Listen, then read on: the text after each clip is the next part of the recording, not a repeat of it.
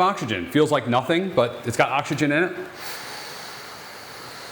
You take a little hits of it, basically helps your saturation of oxygen. A lot of people use this, if they're running or doing something strenuous, or if they have maybe a medical problem and they need to increase their saturation of oxygen. So this is the can it comes in.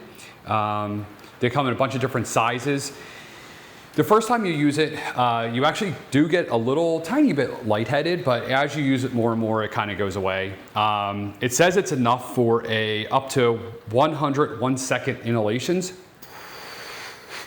I can't say that I've gotten that number or more or less, because when you first get it, you hit it, it sprays out a lot. So you're getting a lot of oxygen out of it. So yeah, it works. Put it over your mouth.